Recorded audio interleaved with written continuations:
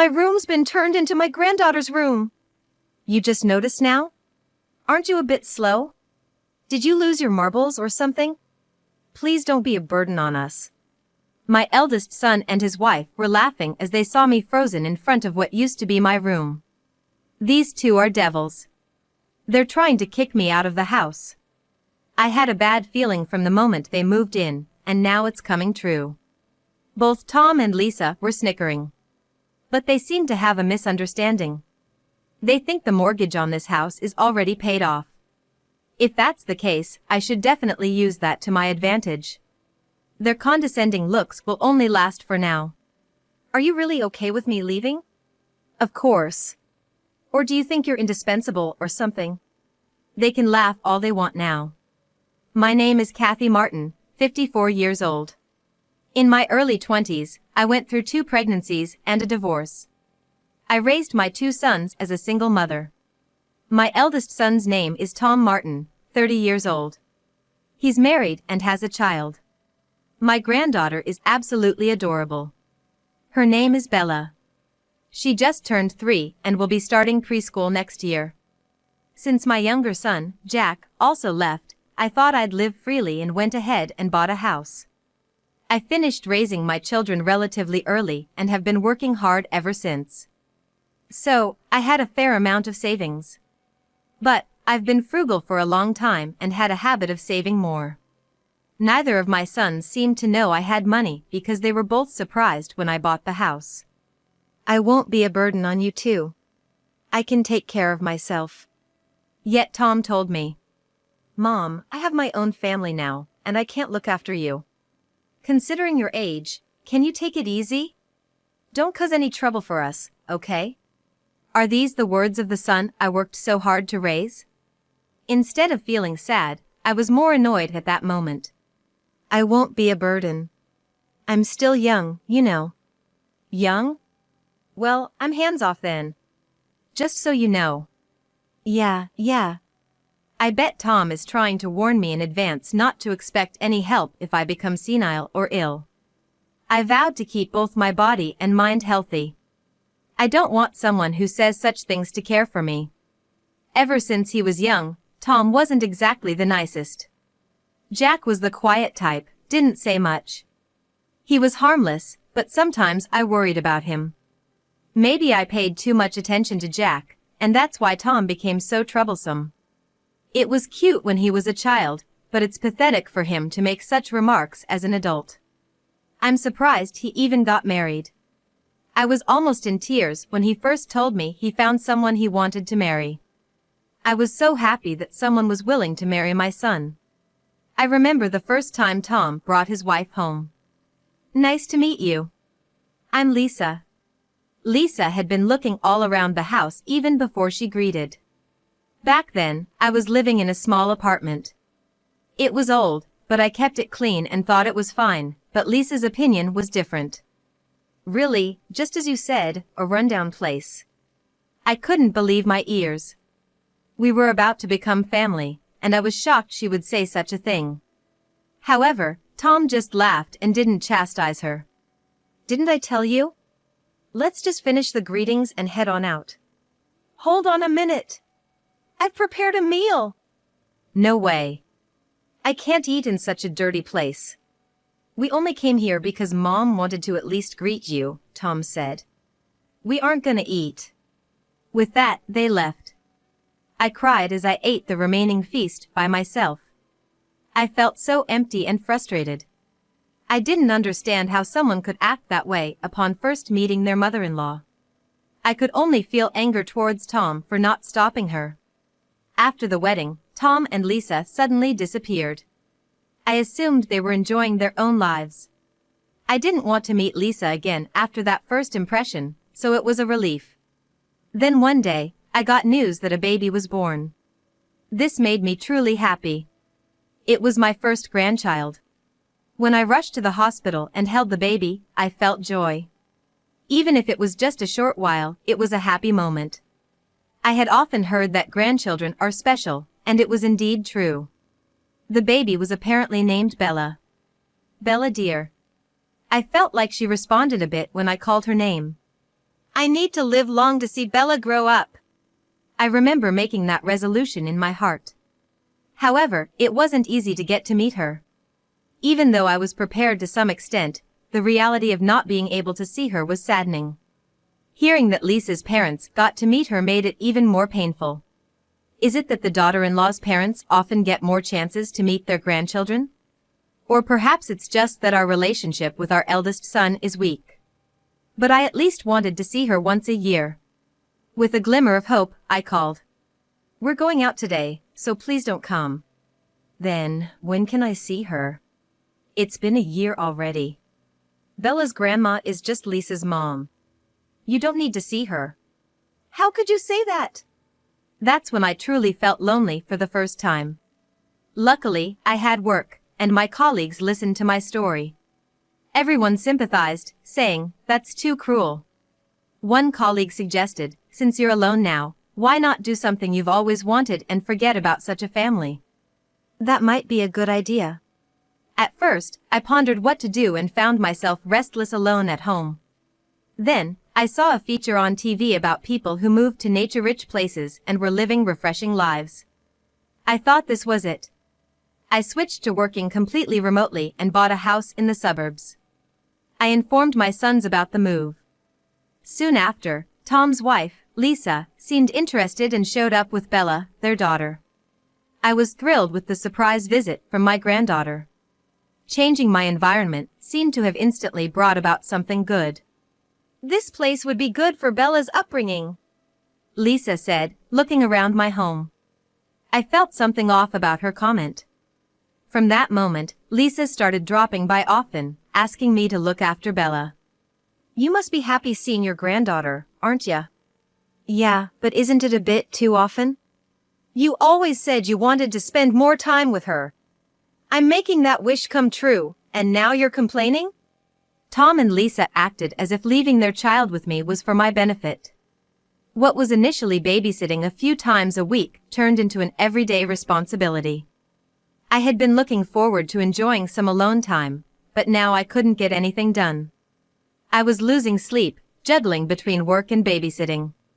"Hey, Bella's here again today." "Lisa, I mentioned it yesterday, but I'm feeling a bit under the weather." "What?" "I've got plans with my friends today. It's too late to cancel now." "Sorry, but can you take Bella with you? I'm sure your friends will understand." "How can you be so irresponsible?"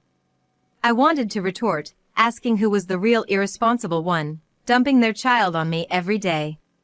But I was too sick to argue.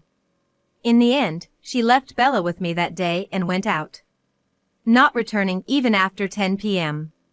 Bella, still at an age where she doesn't fully listen, was a handful. It was really tough. She finally came to pick Bella up just before midnight. Taking advantage of my silence, she began frequently picking up Bella in the middle of the night. At times, she even left Bella overnight. "Tom, can you talk to Lisa?" "What? Why? You were happy about it, weren't ya?" "How can I babysit every day? I'm working too." "Geez, you're so selfish. You wanted this." I couldn't recall ever wanting daily babysitting duties. It was a mystery. And then the unexpected happened. Without warning, movers showed up at my doorstep, unloading tons of boxes. "Wait a minute. What's going on? I didn't hear anything about a move." "Well, I was worried about you, and I thought it would be nice if Bella lived with you, so we decided to move in." To my shock, my eldest son's family was moving in. The audacity of his statement was just staggering. I firmly refused to live together, but to avoid troubling the movers, I decided to discuss it after they were done. "We can't fit 4 people here." "It'll be fine. With a place this big, there won't be any problems. Plus, I really like it here," Lisa stated nonchalantly, sprawling on the couch as if she owned the place. Bella stepped between Lisa and me, gazing up at us. That made it hard to argue further. So much for my dream of a carefree solo life. Now, I am starting a shared living arrangement with my eldest son's family. Though Lisa was supposedly a stay-at-home mom, she did no housework. "I'm busy with childcare," she'd say, forcing me to cook 3 meals a day for them. And of course, they never contributed to the grocery bills. This couldn't go on. With Bella constantly being left with me, I decided to leave early in the morning for work. Even though I had transitioned to remote work, I was now commuting again. "Kathy, I thought you were fully remote." "Sorry, I'm just really busy right now." It was true, I was swamped with work. I had been promoted to head a new department. After several nights of working overtime, one evening I got home past 11 p.m., noticing something was amiss in my apartment. Exhausted, I still felt something was off, but headed straight to my bedroom. What? What's all this? None of my belongings were there, and the room was filled with Bella's things. Little Bella was sound asleep on a small bed. It's turned into the granddaughter's room. As I stood, shocked at the entrance, I heard laughter. Turning around, I saw Lisa and Tom grinning side by side. I couldn't comprehend the situation. "Where's my stuff?" "We got rid of it. They kept only the furniture and electronics they liked, and nearly all of my things were thrown out. Frankly, we got almost nothing for it. We tried selling it, but they said it was in such bad shape that it was embarrassing. We'll keep the little money we got as compensation for our trouble." It finally dawned on me with those words. From the start, these two had plans to kick me out of this house. "You're always leaving early and coming home late, so you don't really need a house, do you? You're trying to kick me out? Did you just realize that now? Aren't you a bit slow? Maybe you're going senile? Please don't trouble us anymore. This woman is a devil. How can she be so cruel? It's hard to believe we're the same species." I decided to give up on staying here and fighting with Lisa. "You're saying I should take this as you are kicking me out?" "Yes. We'll be living here. Just think of it as doing your last bit for your kids and leave."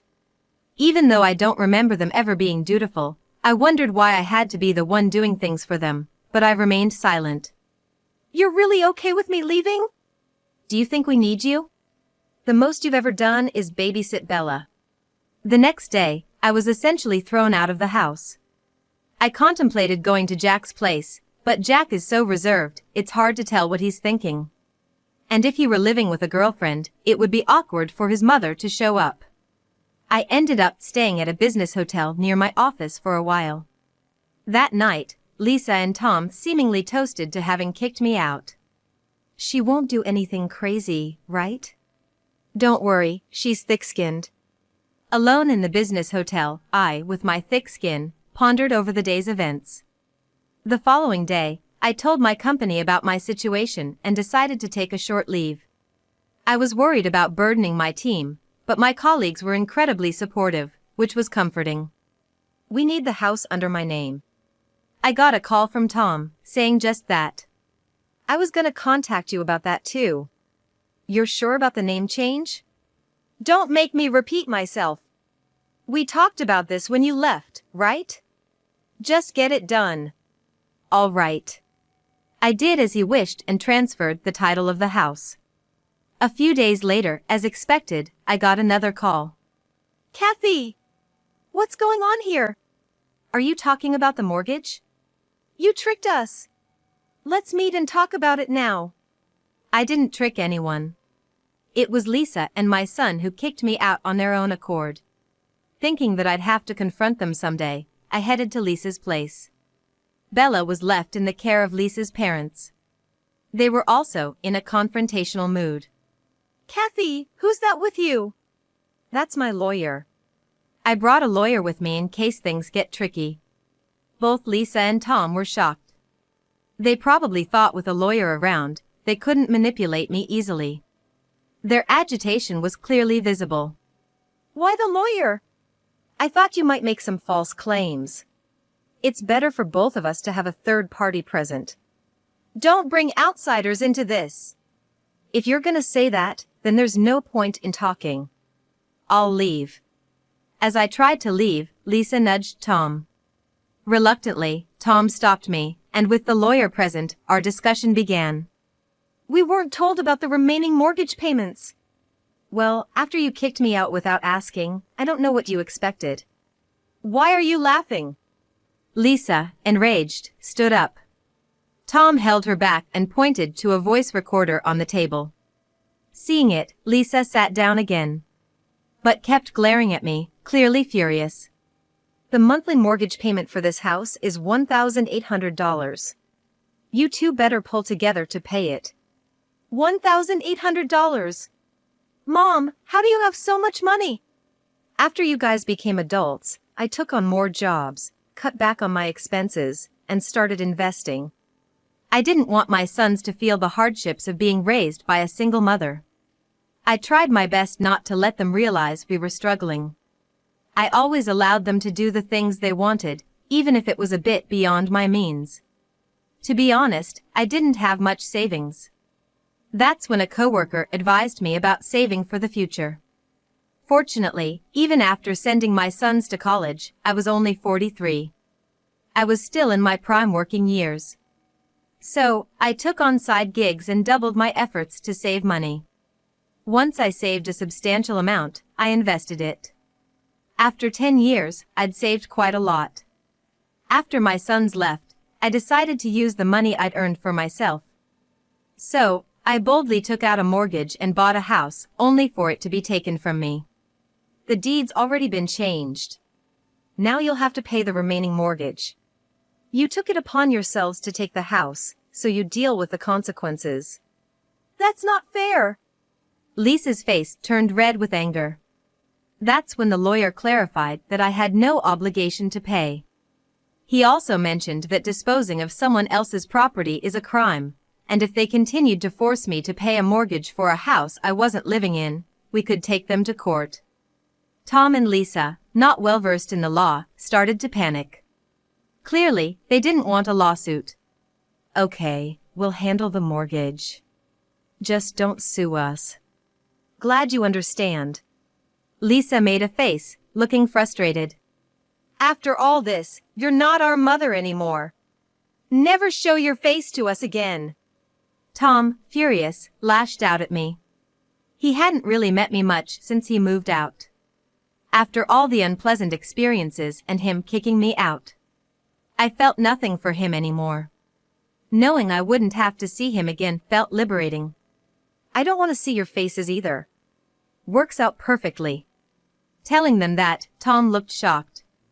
He probably never imagined his own mother would ever give up on him. This isn't how it was supposed to be. As I was leaving the front door, I heard Tom's voice like that. Months later, Lisa called to apologize. Kathy, I'm truly sorry. Please come back. We just can't afford to pay. Even if you apologize, I won't come back. I've already moved to a new place. Where is it? Can we come over right now? I couldn't help but laugh. What's Lisa so desperate about? You think I'm gonna tell you where I am, Lisa? Please! If it continues like this, we're gonna go bankrupt. That's not my problem.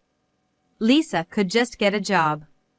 It's not right to rely on me without working. You could just get a job. I started working. But Tom got fired. What? Why? This was a shock to me. According to Lisa, Tom used to work late hoping for overtime pay.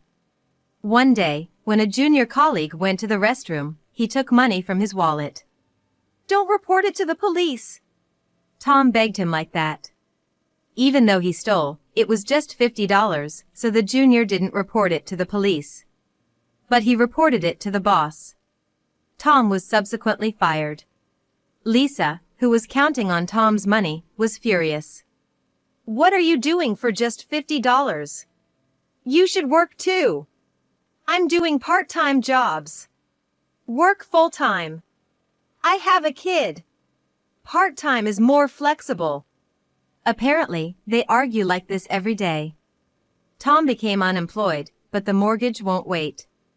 I'm scared of the monthly payments. I feel like I'm gonna lose my mind. So you're asking for help from someone you drove out?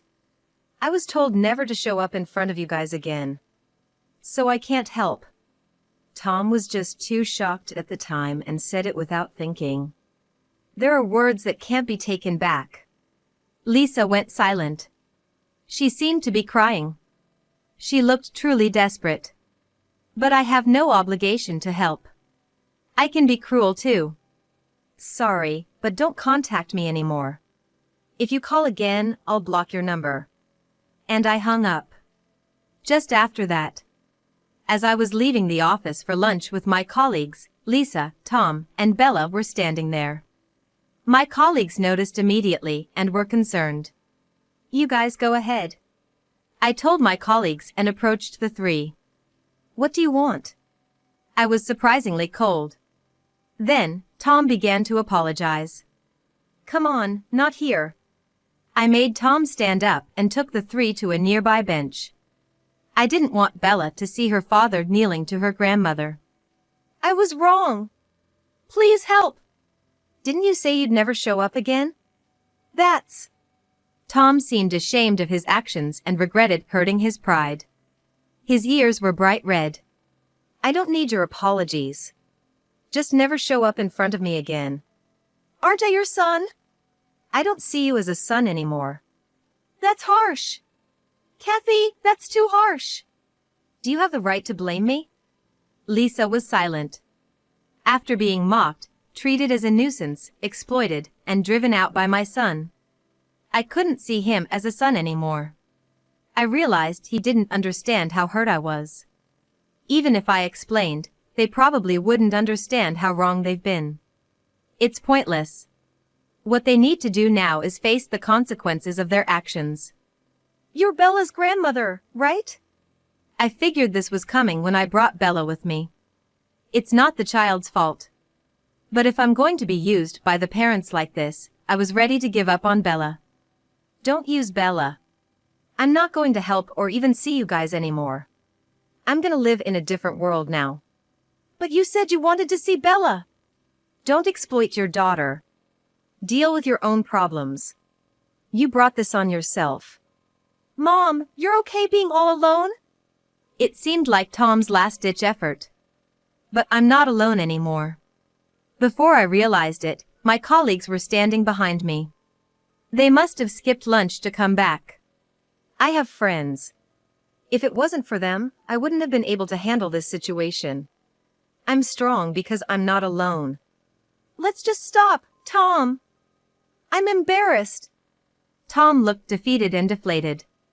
Lisa took Bella's hand and left, leaving Tom behind. Well, our lunch break is almost over, so we're gonna go. Goodbye. I left too, with my colleagues, leaving Tom behind. It seems Tom stood there in a daze for a while, but was eventually escorted out by the security guard. In the end, Tom and Lisa, my eldest son and his wife, couldn't make their loan repayments. Ignoring the reminders led to an immediate demand for lump sum repayment from the bank. In a panic, Tom and Lisa approached the bank to discuss their inability to repay. Their house went up for auction.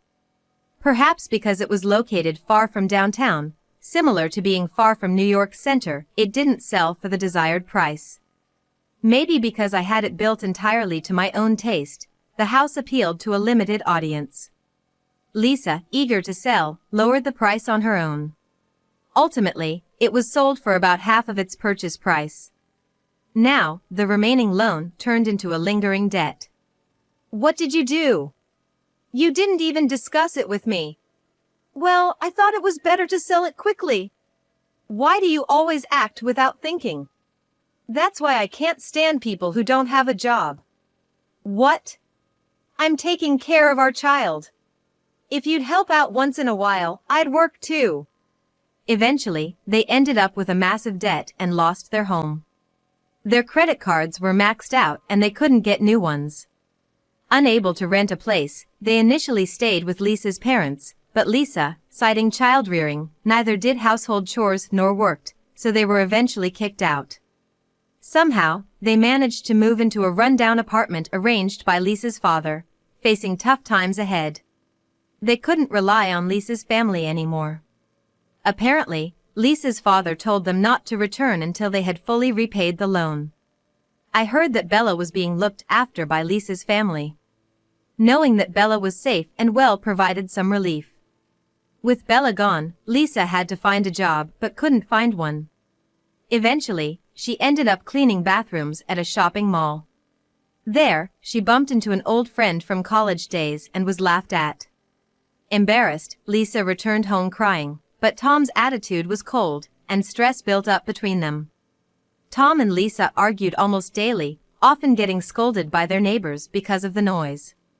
Both really wanted a divorce, but Tom couldn't because he'd be homeless, and Lisa couldn't because she'd have to bear all the debt repayment on her own. Once, when they looked into divorce, they read an article stating the debt would be split between them, so they gave up. Lisa, with no one to turn to, had to rely on online articles. By the way, all of this was in the voicemails on my phone. Eventually, they reached out again, so I decided to block their calls. Tom and Lisa are still working every day, burdened with massive debt.